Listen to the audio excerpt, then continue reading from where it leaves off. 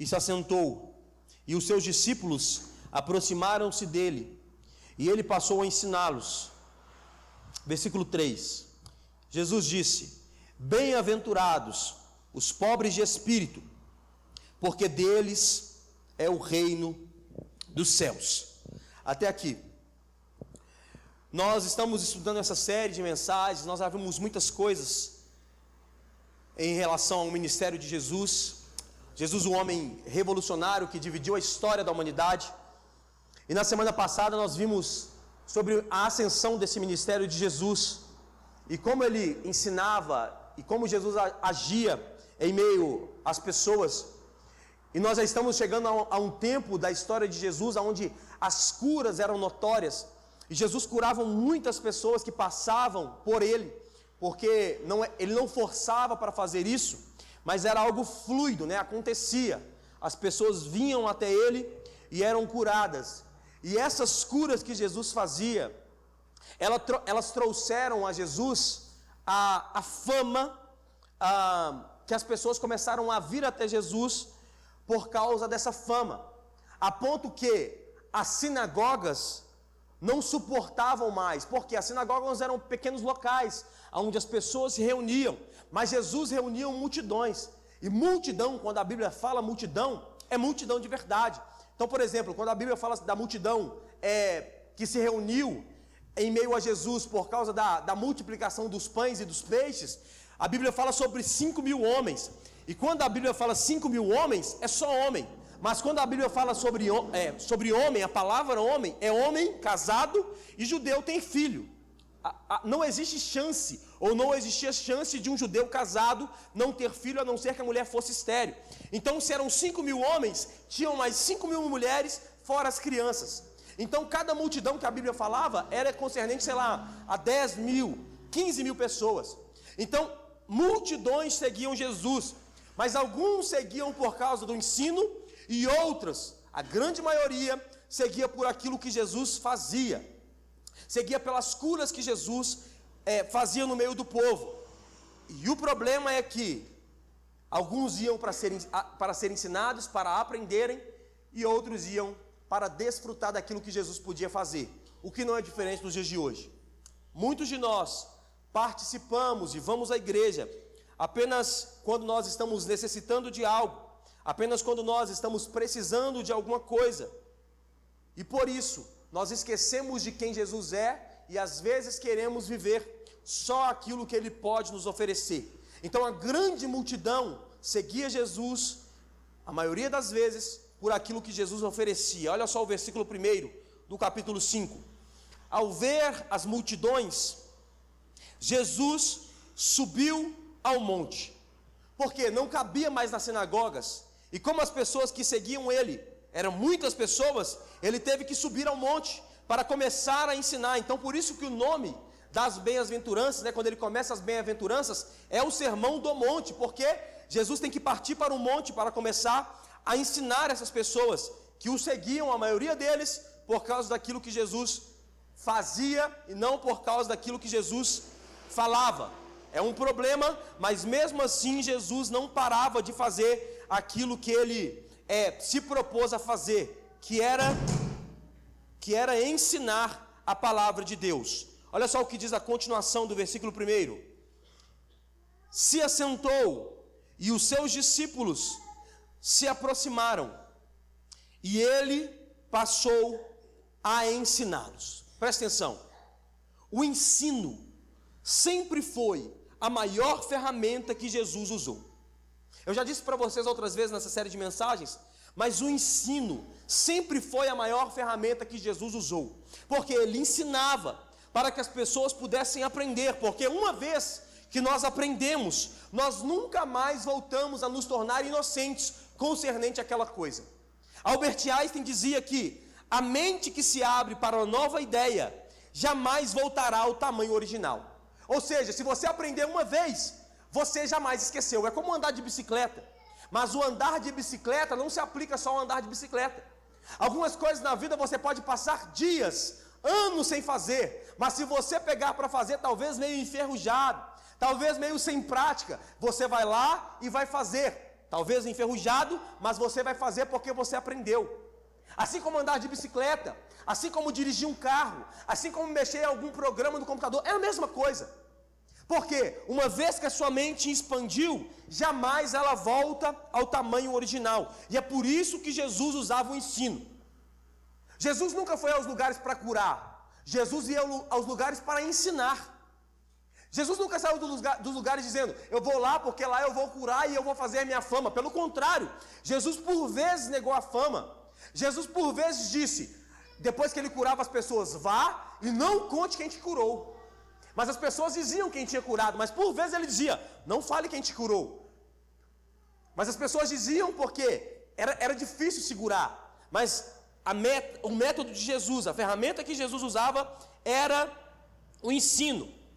No Sermão do Monte, ele não só refuta os fariseus, mas também quebra alguns princípios sobre a salvação que os fariseus, os escribas e os falsos mestres ensinaram. Porque os fariseus tinham algumas métricas de ensino que eram totalmente contra, porque pegaram a lei de Moisés na íntegra e eles falavam aquilo que não conseguiam viver. Eles pregavam aquilo que eles não conseguiam praticar. Impunham a lei sobre o povo, mas não conseguiam fazer. Então isso que os fariseus estavam fazendo. Então no Sermão do Monte, Jesus desmonta todo esse esquema que os fariseus tinham criado. E desmontando esse esquema, ele começa a citar essas bem-aventuranças para tentar explicar de uma forma eficaz e de uma forma em que o povo poderia entender, que o povo poderia aprender e jamais voltar à estupidez que eles aprenderam outrora. Então nessas bem-aventuranças, Jesus inaugura ela, dizendo sobre aqueles que são pobres de espírito. Olha só o que o versículo 3 diz. E Jesus disse, bem-aventurado os que são pobres de espírito. Bem-aventurados os que são pobres de espírito. Preste atenção, pelo que nós podemos entender, em todo o contexto bíblico, a plateia que seguia Jesus era uma plateia, na sua maioria, menos favorecida. Pelo que nós podemos entender, por aquilo que Jesus vivia, a plateia, na sua maioria, era uma plateia que não tinha tantos recursos. Havia alguns ricos, tanto é que a Bíblia diz no livro de Lucas, se eu não me engano, que algumas mulheres serviam a Jesus com as suas riquezas. Então haviam pessoas ricas, mas a sua grande maioria eram pessoas pobres. E Jesus usa esse paralelo com a pobreza real, pobreza financeira, com a pobreza de espírito, para tentar ensinar as pessoas. Mas preste atenção, quando Jesus diz pobres de espírito, ele não está dizendo sobre essa pobreza externa. Quando Jesus diz bem-aventurados os que são pobres de espírito, ele não está dizendo da pobreza externa, da pobreza financeira. Ele está dizendo sobre a pobreza interior. Não sobre a pobreza externa, mas sobre a pobreza interior. Mas eu quero explicar a vocês o que é essa pobreza de espírito, para que nós não ficamos em dúvida, do que é de fato. Mas antes de eu explicar o que é a pobreza de espírito, eu quero dizer o que não é a pobreza de espírito. O que não é. Porque nós estamos vivendo em um mundo onde as pessoas acreditam e pegam alguns versículos isolados para tentar explicar algo que não é verdade. Então eu quero desmantelar essas mentiras para construir uma verdade. Então o que não é essa pobreza de espírito que Jesus estava dizendo? Essa pobreza de espírito não é amar a pobreza real, a pobreza financeira. Algumas pessoas dizem, e algumas pessoas pregam, que essa pobreza, e eles dizem, dizem ser livres da cobiça, dizendo, eu amo o pobre real, o pobre que não tem recursos, mas eles dizem ser livres livres da pobreza, dizendo, querendo resolver o problema dos pobres, e fazem os pobres de chaveiro. Isso na sociedade. Algumas igrejas pregam isso também, pegam o pobre de chaveiro, pegam o pobre como um bibelô para tentar fazer algo em cima do pobre. Mas quando Jesus diz pobre de espírito, não é essa pobreza externa, não é sobre amar a pobreza, não é sobre amar a escassez, não é sobre isso que Jesus está dizendo. Não é sobre isso que Jesus está dizendo, não. Você tem que pegar o pobre e fazer o pobre de bibelô, e você tem que... Não é sobre isso que Jesus está dizendo. Tanto é que o próprio Jesus, ele diz, no livro de João, capítulo 12, versículo 7, ele diz: deixe em paz, porque para o dia da minha sepultura foi que ela guardou isso. Enquanto aos pobres, vocês sempre tereis convosco, mas a mim, vocês nem sempre tereis. Olha só, o próprio Jesus dizendo, não é sobre você dizer que ama o pobre simplesmente por dizer que ama, porque o pobre sempre estará com você. Porque os fariseus também faziam isso, presta atenção, os fariseus também faziam isso. Os fariseus também simplesmente pegavam os pobres como seu bibelô e diziam, vamos cultuar o pobre, vamos fazer pelo pobre. Quando a mulher vai ungir os pés de Jesus, eles dizem, por que você não pegou o unguento, que era extremamente caro, e não foi lá e entregou aos pobres? Jesus diz, não, os pobres vocês sempre terão com vocês, os pobres sempre estarão do seu lado. Então você, quando tiver a oportunidade, ajude o pobre, mas não faça do pobre o seu chaveiro, não faça do pobre o seu bibelô. Nós devemos ajudar o necessitado, preste atenção, sim, devemos ajudar o necessitado, porque é parte da nossa missão. O problema é quando pegamos isso e fazemos como um discurso da nossa vida.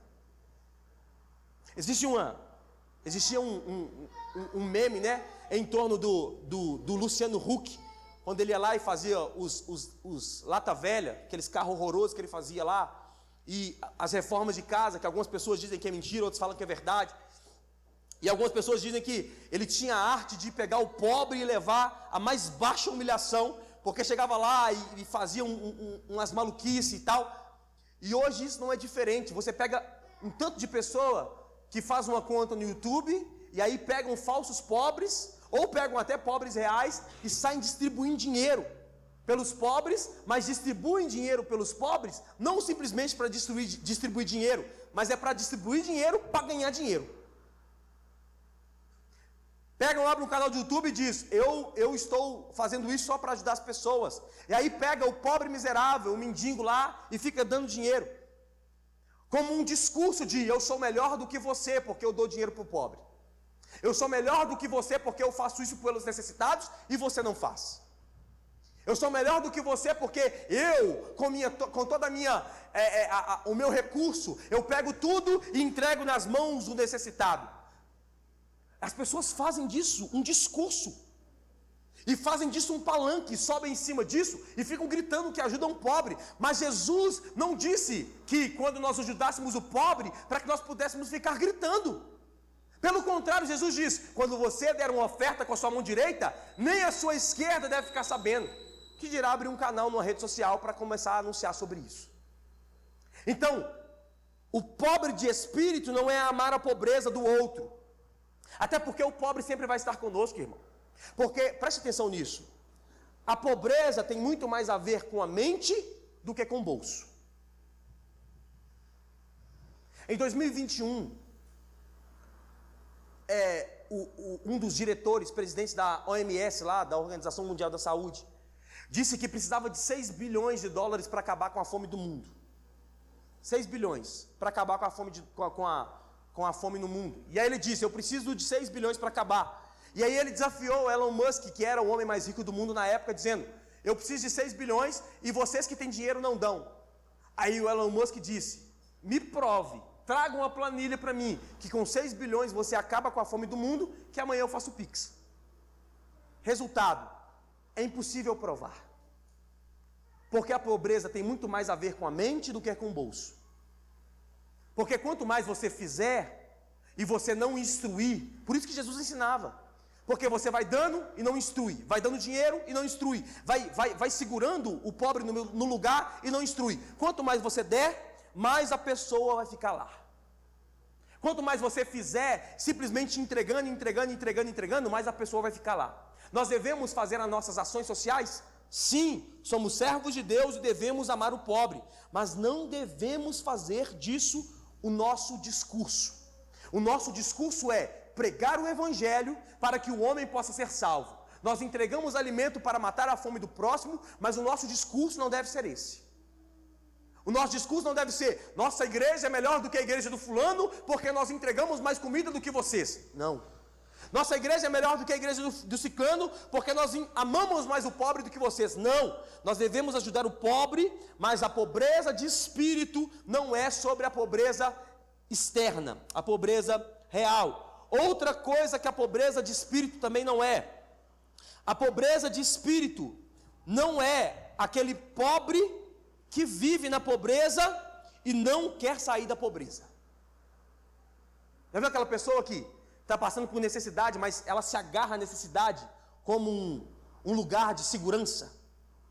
Aí você encontra com a pessoa durante 15, 20 anos, e durante 15, 20 anos você encontra com ela e diz: como é que está a vida?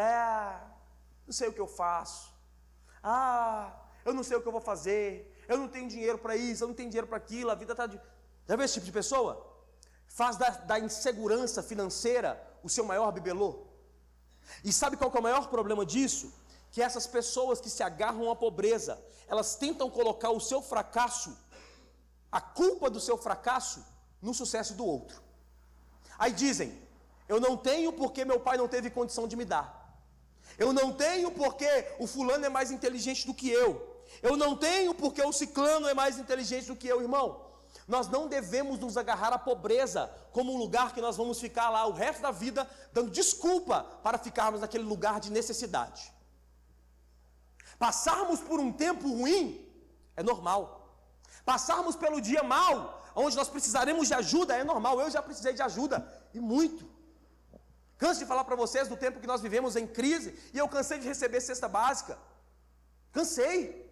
Não foi uma nem duas vezes que nós estávamos em necessidade e chegavam pessoas do nada na porta de casa dizendo: Jesus mandou te dar, e chegava lá com a cesta básica.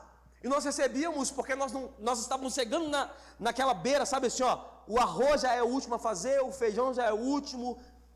O Senhor nunca deixou faltar, mas a necessidade chegou até um tempo e um dia virou a chave, assim, não nos acostumamos com a pobreza, não nos acostumamos com o lugar de necessidade. Por quê? Porque nós não devemos nos acostumar com esse lugar de ajuda todo dia. Todo dia chegar alguém e dizer: precisa de dinheiro, precisa do Pix, precisa de não sei o quê. Irmão, nós não devemos nos acostumar com isso. Nós não devemos nos acostumar com a pobreza, porque senão nós seremos eternos dependentes. Uma hora, essa necessidade tem que ser rompida. Uma hora, a dependência do outro, ela tem que ser rompida, porque senão você vai ser uma eterna criança. Isso aqui eu quero dizer aos homens, preste atenção. Quanto mais dependente você for de alguém, mais na inocência, como se fosse um adolescente, você vai estar. Porque quanto mais você depende do outro, Deus tem que prosperar o outro e não você. Porque você vive na necessidade todos os dias, não sai deste lugar, vive adorando essa necessidade, vive afundado nessa necessidade, e aí vive nesse problema, nessas dificuldades eternas. Não estou dizendo de um tempo, estou dizendo de vários anos. E aí você vive nessa necessidade, e aí Deus tem que abençoar outra pessoa, para que essa pessoa possa abençoar você. Que dia você vai romper com isso? Que dia que você vai deixar de querer um milagre e ser um milagre na vida de alguém? Que dia que você vai entender que Deus precisa fazer com que você seja um milagre e os milagres na sua vida serem mais espaçados? Qual foi a última vez que você foi um milagre na vida de alguém, um milagre financeiro na vida de alguém? Ou você é sempre o alvo do milagre? A pobreza pode ser um tempo temporária, mas ela não pode ser eterna. A pobreza, ela pode passar por sua vida por um tempo, mas ela não pode prevalecer. Você precisa estudar, se aperfeiçoar, você precisa buscar novas oportunidades para que você não possa viver nesse lugar. Então, pobreza de espírito não tem nada a ver com amar a pobreza pessoal. Você está comigo, irmão? Então, o que de fato é a pobreza no espírito? Preste atenção nisso. O que é de fato ser pobre no espírito? Quando Jesus diz: bem-aventurado os pobres de espírito, Ele está dizendo que ser pobre de espírito é ser humilde. Ser pobre de espírito é aquele que está convencido do pecado, aquele que está arrependido, e por causa do seu arrependimento, ele crê em Cristo. E por que ele é pobre de espírito? Porque nenhum homem arrependido de fato, nenhum homem que se arrependeu dos seus pecados, bate em seu peito dizendo: eu tenho, eu sou, eu faço. Nenhum homem que é arrependido de fato, ele bate no peito dizendo: eu tenho isso porque eu sou demais, eu tenho isso porque eu faço demais. Então o que é pobre de espírito? Aquele que se fez humilde. E essa humildade deve invadir a vida de todo aquele que nasceu de novo. Não importa quanto de dinheiro que você tem, não importa quanto de bem você tem, não importa o que você faça para gerar dinheiro, mas quanto mais você tiver e você for pobre de espírito, mais você vai bater no peito dizendo: eu não sou ninguém, eu não posso nada, eu não sou nada. Porque você entendeu, porque por você mesmo você não é ninguém. Você entendeu que em você mesmo você não pode nada. Não importa os recursos que você tem, não importa a riqueza que você tem. Eu fui pregar numa igreja ontem, e todas as vezes que eu vou nessa igreja eu fico encantado que tem um homem lá que ele é dono, em Sarzedo, dono das 2 maiores padarias de Sarzedo lá. E ele vai na igreja desse amigo meu que eu estava ministrando. E aí ele chega no seu carro do ano, tranquilo, desce do carro, normal, como uma pessoa normal. O pastor de lá é a mesma coisa de mim, assim, ó, não quer saber quem é, não quer saber o que faz. Chega lá, senta no banco, participa do culto, não é abajulado por ninguém e vai embora para casa. Gera milhares de reais por mês. Gera milhares de reais. Com certeza tem uma vida boa, tranquila. Consegue pagar um estudo bom para os filhos, consegue dar uma vida boa para a esposa, mas entendeu que sem Cristo ele não é nada. O dinheiro só faz parte, o dinheiro faz parte do processo, mas o dinheiro não resume quem ele é. A vida em segurança que ele consegue dar à sua esposa, a vida em segurança que ele consegue dar para sua filha, é só fruto do trabalho dele. Mas internamente ele sabe quem ele é. Ele é um servo de Cristo. E sem Cristo ele é só um pobre miserável que não pode nada. Isso é ser pobre de espírito. Alguém que consegue olhar e dizer: eu sou grato por tudo que eu tenho, eu sou grato por tudo aquilo que Deus me deu, mas internamente eu sei quem sou. Sem Cristo eu não sou nada. Isso é ser pobre de espírito. Olha só o que diz Apocalipse capítulo 3, versículo 17. Como dizes: rico sou e estou enriquecido, e de nada tenho falta, e não sabes que és um desgraçado, e miserável, e pobre, e cego, e nu.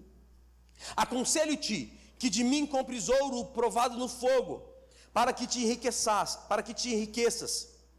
e roupas brancas, para que te vistas, e não apareça a vergonha da sua nudez, e que unja os seus olhos com colírio, para que vejas. Isso aqui é João escrevendo à igreja de Laodiceia. E preste atenção, a cidade de Laodiceia, que é para a igreja para onde vai essa carta, era o lugar onde tinha uma das maiores produções de ouro da época. Mas a igreja estava corrompida pelo ouro. Eles diziam: estamos ricos, e Deus dizia: vocês deveriam comprar ouro puro de mim. Eles tinham uma das maiores tecelagens da época, e Deus dizia: vocês estão nus, porque vocês estão olhando para aquilo que os seus olhos produzem, mas vocês deveriam comprar vestes brancas de mim. E eles também tinham uma das maiores produtoras de remédio para os olhos da época, e Jesus disse a eles: vocês estão cegos, vocês deveriam comprar o colírio que vem de mim. Ou seja, vocês têm tudo, mas vocês não têm nada, porque estão olhando para o tudo que vocês têm, e não olhando para aquilo que eu posso oferecer a vocês.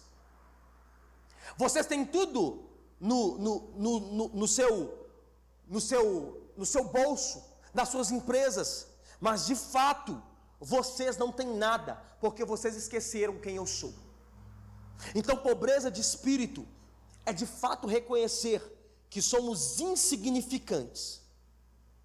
Pobreza de espírito é reconhecer que sem Cristo nós não somos nada e nem ninguém. Pobreza de espírito é reconhecer que nós poderíamos ser alguma coisa enquanto nós estávamos no mundo. Nós poderíamos ter alguma coisa enquanto estávamos no mundo. Mas agora que fomos encontrados pelo nosso Senhor, tudo que nós tínhamos se tornou em nada. O carro que você tem é um lindo meio de transporte, serve para te levar para todos os lados. Mas se você colocar toda a sua segurança no seu carro, você já é o mais miserável dos homens. A casa que você tem, por melhor que ela seja, por mais bonita que ela seja, se você colocar a sua segurança na sua casa, você já é o mais miserável dos homens. Porque a sua segurança não pode estar nas coisas dessa terra. A sua segurança não pode estar nas coisas desse mundo, mas a sua segurança deve estar no seu Senhor. Portanto, todo aquele que tem a segurança no Senhor, ele é humilde de coração, portanto, pobre de espírito. Você está comigo? Amém. Olha só o que Paulo diz aos Filipenses no capítulo 2. De sorte que haja em vós o mesmo sentimento que houve em Cristo Jesus, que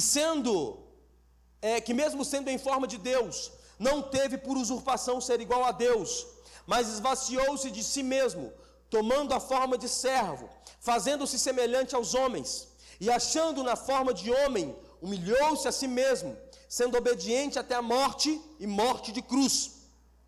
Por isso também o Senhor o exaltou sobremaneira, e lhe deu o nome que é acima de todo nome, para que ao nome de Jesus se dobre todo joelho, dos que estão nos céus e na terra e debaixo da terra, e toda língua confesse que Jesus é o Senhor, para a glória de Deus Pai.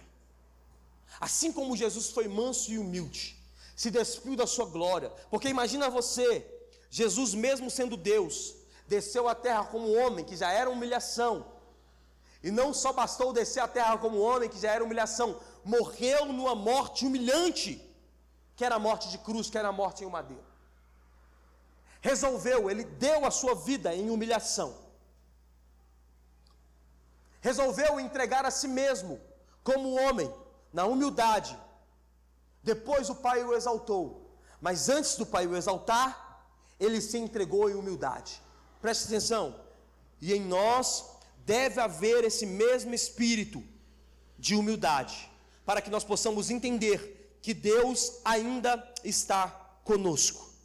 E qual que é a recompensa desses pobres de espírito? Qual é a recompensa daqueles que se fazem pobres de espírito?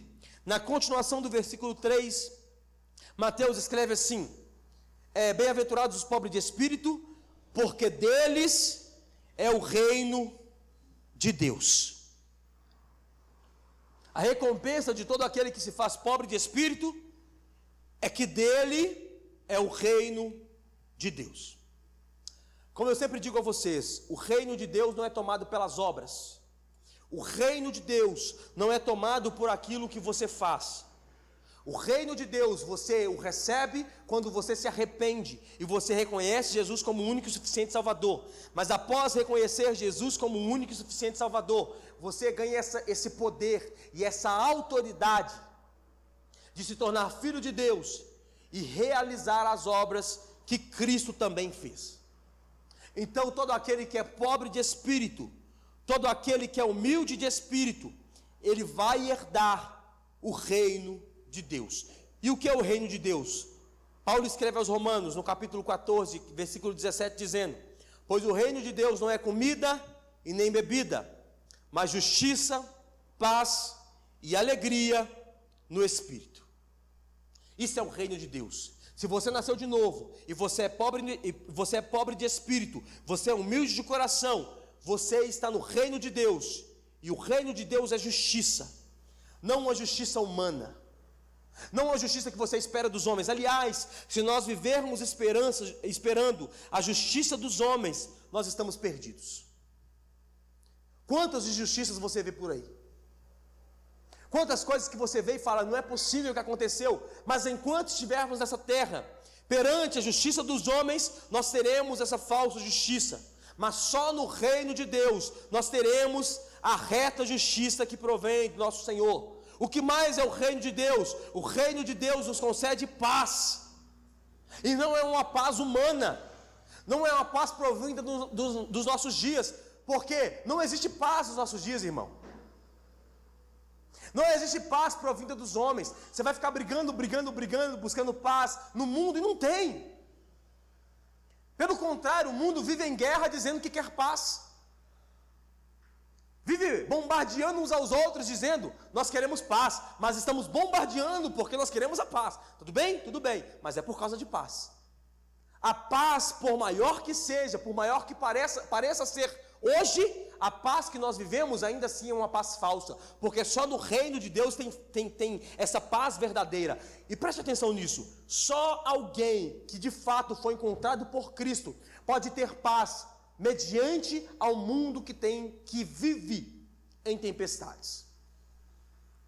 Se você nasceu de novo, você tem essa percepção de que, por mais que haja tempestades, quando você olha para dentro e para de olhar para fora, você encontra paz não em você, mas paz no reino que habita dentro de você.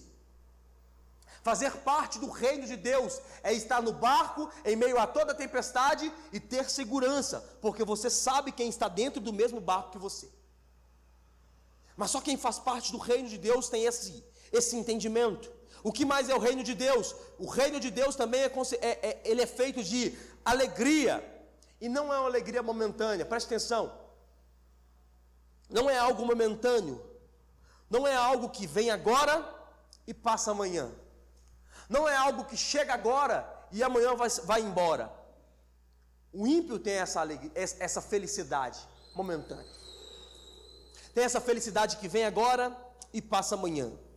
Mas quem nasceu de novo tem e deve exercer essa alegria em Cristo que é eterna. Porque a nossa alegria não vem de momentos. Preste atenção nisso. A nossa alegria não é definida pelo momento em que vivemos. A nossa alegria não é definida pelo tempo que estamos.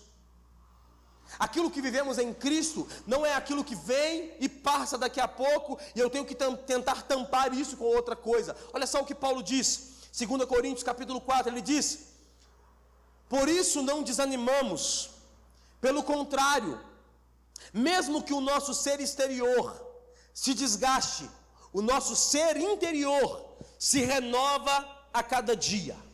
Mesmo que o nosso ser exterior se desgaste, o nosso ser interior se renova a cada dia.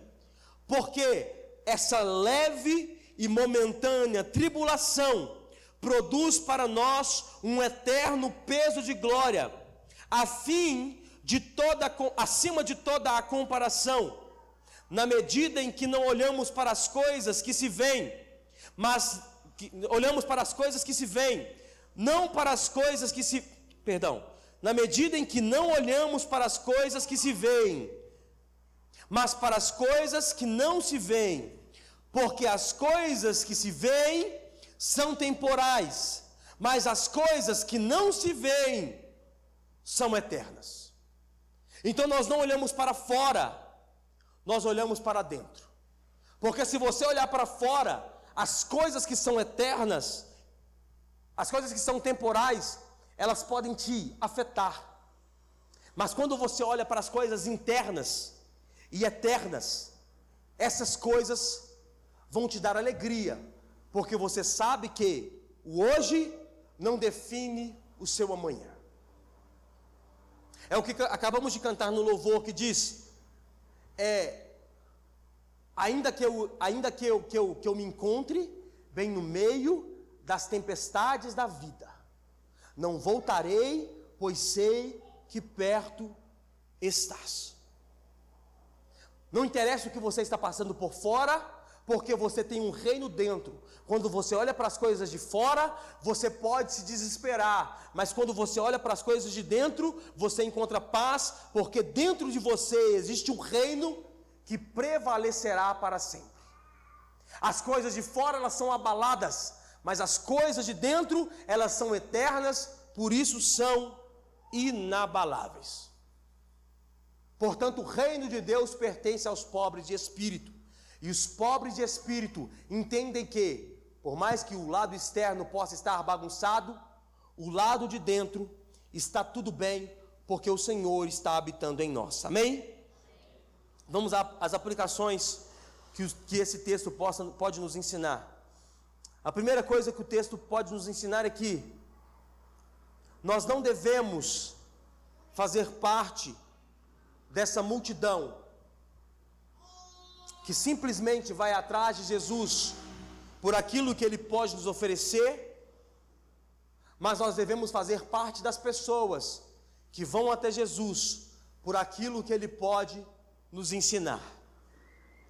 Nós não devemos ser aqueles que vão até Jesus por aquilo que Ele pode nos oferecer, mas nós devemos ir até Cristo por aquilo que Ele pode nos ensinar. Nós estamos vivendo dias em que essa fé, a fé cristã, está gourmetizada. Eles selecionam textos para viver a forma que eles querem, em uma doutrina altamente destrutiva, para viverem da forma que eles querem viver. Mas nós não devemos viver dessa forma. Nós devemos viver não atrás dos milagres que Deus pode fazer por nós, mas nós devemos viver baseados nos ensinamentos que Deus, que Cristo nos ensina, por mais difícil que seja de se adaptar. Ah, eu não concordo. Tudo bem, eu também não, algumas coisas eu não queria viver, mas é o que a Bíblia diz que nós devemos viver. Portanto, a nossa fé não deve ser gourmetizada, dizendo, isso eu vivo, aquilo eu não vivo, isso eu faço, aquilo eu não faço. A Bíblia diz isso aqui, mas eu acho que não é isso aqui. A Bíblia fala isso aqui, mas eu acho que não deve ser dessa forma. Estamos vivendo em dias que essa fé está extremamente gourmetizada, extremamente selecionada. Se eu não me engano, é um filósofo que é até ateu, Leandro Carnal, ele diz isso. Ele diz: as pessoas estão fatiando a Bíblia Sagrada, estão dizendo, eu vivo isso e não vivo aquilo, eu faço isso, não faço aquilo outro.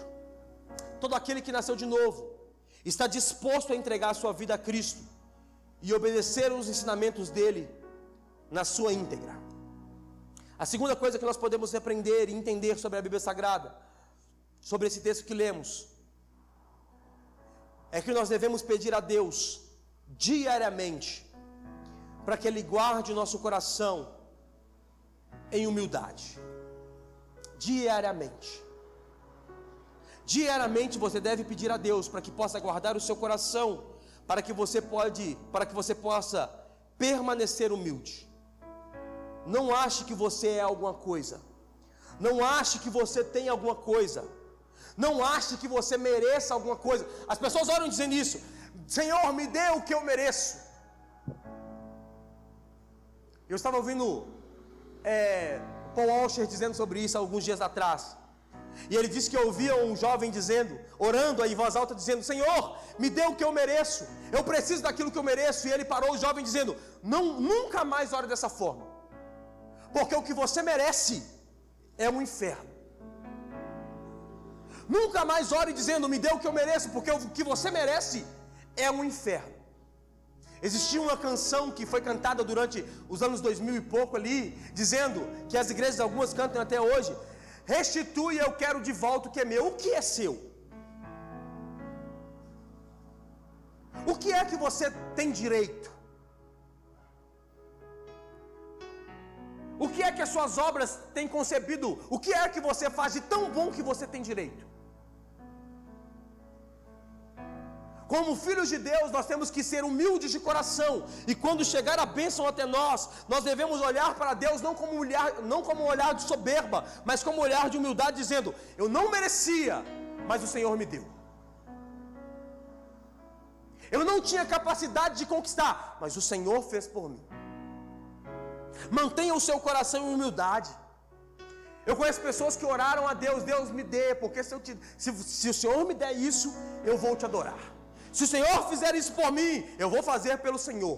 Se o Senhor me entregar isso, eu tenho certeza que eu vou fazer. Se o Senhor me der aquilo, eu vou fazer. E depois que o Senhor deu, foi embora.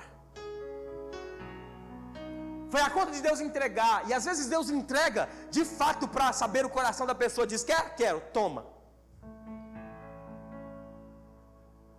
Depois que Deus entregou, a pessoa diz: muito obrigado, estou indo embora. Muito obrigado, eu pedi ao Senhor isso tanto e o Senhor me entregou. Obrigado, tchau para você. Já fiz a minha parte. Eu já vi pessoas orando a Deus pedindo carro e dizendo, a oração dizia: Senhor, me dê um carro, que se o Senhor me dê um carro, as pessoas da igreja jamais irão a pé para a igreja. Comprou o carro, saiu da igreja.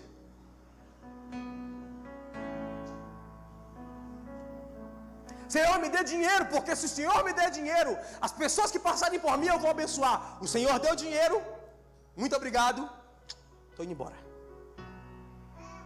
Só um coração humilde consegue reconhecer a limitação e orar a Deus dizendo: antes de o Senhor me der isso, coloque humildade no meu coração, para quando eu receber, eu não possa me ensoberbecer. E preste atenção nisso, irmãos, preste atenção. Talvez você, como eu, e aqui eu vou falar sobre mim, para que você possa talvez entender talvez você carregue uma falsa humildade. Talvez você tenha essa falsa humildade, que perante as pessoas você diz: não, eu sou humilde. Mas dentro de você, você é soberbo, assim como eu já fui algumas vezes na minha vida. Assim como eu dizia, eu era humilde, mas eu acabava de fazer alguma coisa, o que eu esperava das pessoas era aplauso. Com a boca eu dizia que eu era humilde, mas eu acabava de fazer, e aí eu saía, por exemplo, pregar, acabava de pregar, as pessoas vinham e diziam: glória a Deus. E o que eu queria receber das pessoas era um aplauso. Talvez você vive essa falsa humildade dizendo: eu sou muito humilde, eu carrego humildade no meu coração, mas por dentro você sabe que você é soberbo. Nunca é tarde para você começar a fazer essa oração dizendo: Senhor, eu sou soberbo, eu quero aplauso, eu quero receber glória, eu quero receber o louvor por aquilo que eu faço. Coloque humildade no meu coração. Já parou para pensar que talvez seja só isso que Deus está esperando? Esse lugar, você entrar neste lugar, para que as chaves começam a ser viradas? Já parou para pensar que talvez falte a humildade, para quando você receber, você não bate no peito dizendo: eu sou demais, eu faço demais. Ora a Deus para que te dê humildade, para que quando você receber aquilo que Ele te der, você consiga glorificar a Ele e não a você mesmo. Provérbios capítulo 18 diz: antes da ruína, o coração humilde se gaba, mas a humildade precede a honra. A humildade precede a honra. Seja humilde, seja alguém humilde. Terceira coisa que podemos aprender: por mais que seja difícil nós exercermos essa humildade, praticarmos essa humildade, lembre-se daquilo que te espera. Ah, é tão difícil ser humilde, é tão difícil me portar como alguém humilde. É difícil, mas lembre-se daquilo que te espera. Lembre-se para o lugar que você está caminhando. Lembre-se para o lugar onde Deus está te levando. Olha só, eu tenho essa percepção sobre a grandeza de Deus nas pequenas coisas. E antes de Deus começar a abrir as portas para me abençoar em algumas áreas, essa oração eu fiz a Ele. E eu tenho a percepção que eu fiquei alguns anos passando por um deserto por causa dessa falsa humildade. E hoje eu consigo perceber a Deus nas pequenas coisas. Semana passada eu estava voltando do supermercado com a Luana, naquele dia da ventania. E aí, voltando da ventania, a gente estava no supermercado, entramos no supermercado, compramos umas coisas, estava tudo bem, saímos do supermercado, parece que o mundo ia acabar de vento. Redemoinho e as luzes apagando do supermercado, aquela bagunça toda. E aí eu peguei o carro, entrei no carro, dirigindo, até meio acelerado, com medo de acontecer alguma coisa na rua, cair árvore. E aí o céu todo fechado, e nuvens e tal. E eu falei com a Luana: isso só me faz lembrar de uma coisa, e é isso que me mantém humilde, porque esses eventos sobrenaturais só conseguem me fazer refletir o dia que o meu Senhor estiver descendo dos céus para me buscar. E aí o dia que o céu se abrir, todo o olho começar a ver, e todos os joelhos começarem a se dobrar, por mais soberbo que o homem seja, porque o que nós lemos em Filipenses é isso: todo joelho se dobrará e toda língua confessará. Por mais soberbo que o homem seja, por mais que o homem ache que seja alguma coisa, até o homem mais poderoso do mundo, o joelho irá ser quebrado, porque não há um homem nessa terra que pode ser comparado com o poder do nosso Senhor. Por mais dinheiro que esteja, por mais caro que seja a casa, por mais caro que seja o avião, por mais caro que seja o iate, por mais caro que seja o carro, não há um homem na terra que, quando o céu se abrir em glória para o Senhor vir nos buscar, o joelho ficará inteiro. A língua se projetará para fora contra a força, confessando que o Senhor é Deus, por mais que Ele não queira. Aí quando você reflete nisso, qual é a soberba que procede no seu coração, irmão? Você lembra que você não é ninguém, você só é aquilo que o Senhor te permite ser. Você só tem o que você tem porque o Senhor te permite ser. Você só está onde você está porque o Senhor te permite estar. Você só está aqui hoje porque o Senhor te permitiu estar aqui hoje.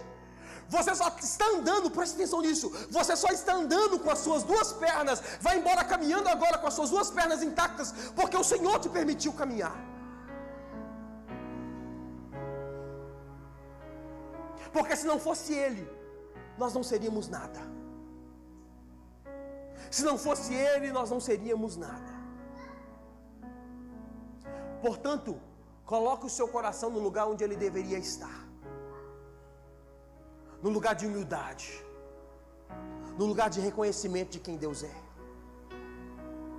para que você não possa se encontrar com Jesus no meio do caminho e Ele tenha que quebrar os seus joelhos e retirar a sua língua para fora, para que você possa reconhecer que Ele é o seu Senhor.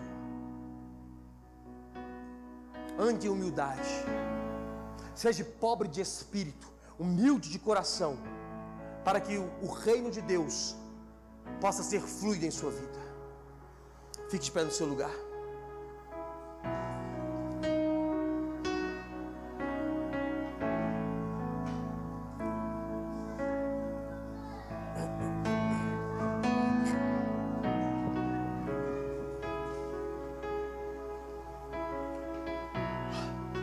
O desejo do meu coração é que você alcance aquilo que você quer. O desejo do meu coração é que você possa comprar o carro que você quer, a casa que você quer. Eu oro para que isso aconteça. Eu não sei se é a vontade de Deus, mas eu oro para que aconteça. Mas quando isso acontecer, irmão, que o seu coração possa estar pronto, para que você possa glorificar ao seu Senhor por aquilo que Ele fez por você, para que você não possa se ensorbebecer e dizer eu sou, eu posso, eu tenho, mas que você possa olhar para você diante do espelho e dizer: eu não era nada, mas Deus fez isso por mim, portanto tudo que eu tenho pertence a Ele. Essa oração eu fiz quando eu não tinha nada. Dia mal, tinha um carro velho, sem documento, com uns pneus de R$25 recapado. E eu orava dizendo: Senhor, eu não tenho nada, mas o nada que eu tenho é seu. Portanto, quando eu tiver tudo, o tudo que eu tiver já tem dono.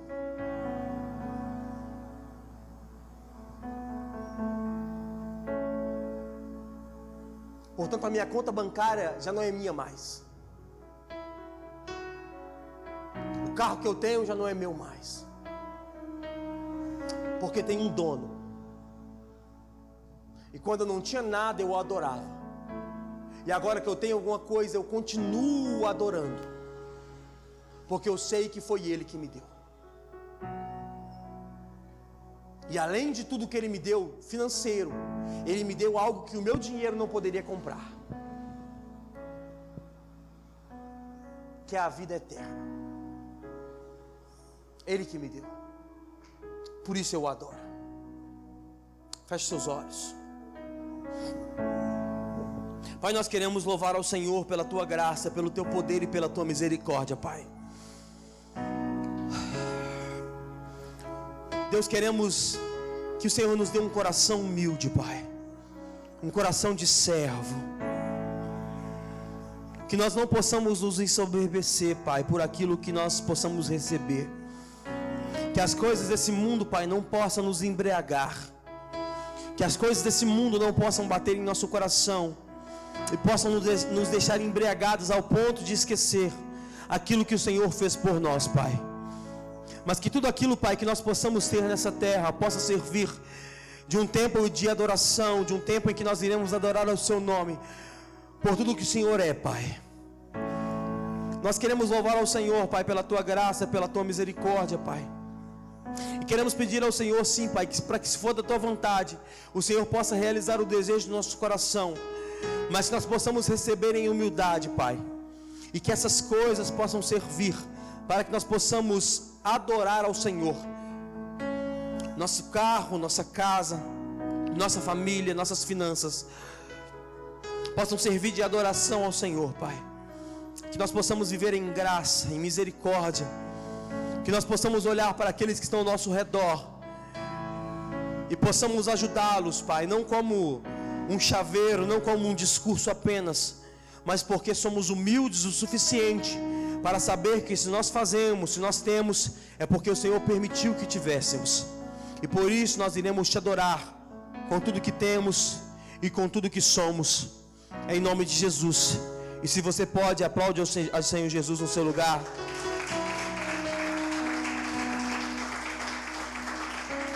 Aleluia.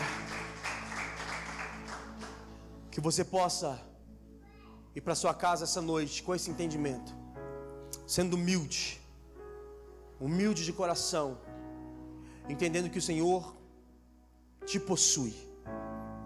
Tudo que você tem pertence a Ele, em nome de Jesus, amém? Coloque a mão direita no peito, a esquerda para frente. Que o grande amor de Deus Pai, a graça de Deus Filho